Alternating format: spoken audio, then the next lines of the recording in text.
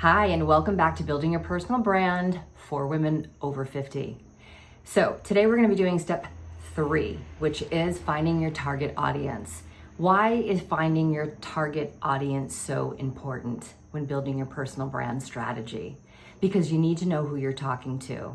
If you're talking to everybody, you're talking to no one. I actually heard this really cool thing in a workshop that I took, and I wish that I could credit the person that said this, but I can't remember their name. But they were like, if you don't know your target audience and you're putting out content and messaging, it's like writing a letter to whom it may concern. Because your love letter, your message that you're putting out there, is to whom it may concern. So it means nothing. It's not personalized. It's not directly speaking to them and their challenges and their needs. Great brands know who their target audience is. And just like we talked about your why in step 1, we buy things and we relate to people based on their values and why they do things because we're emotional creatures. You're going to be thinking about their specific problem. How does your solution or your service, your product, solve their problem?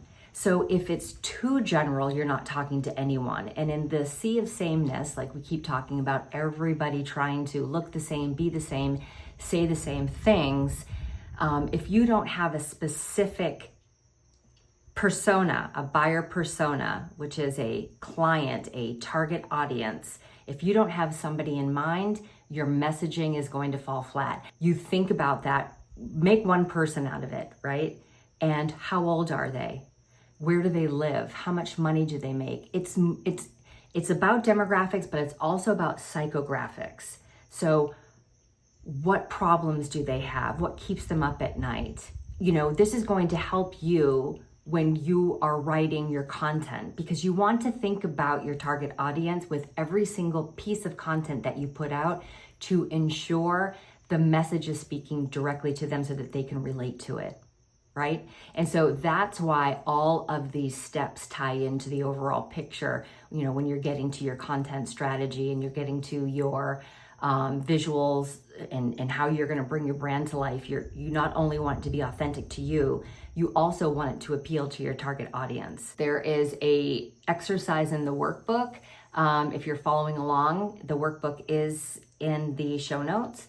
So I encourage you to use that and download it. And there's other resources that can help you to get your target audience in play.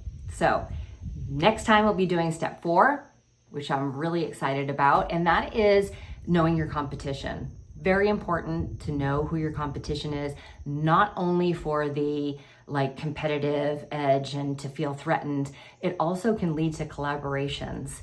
But you want to know who's in your space. That's really important because you need to identify, perhaps there's gaps in your industry that aren't being filled, and you see that gap and you're like, oh, my service would completely fill that gap and help people in this target audience that are suffering from this issue, this problem, or this would help them in their lives. They don't necessarily have to be suffering. So there you go. Let me know if you have any questions, and I will see you next week for step 4.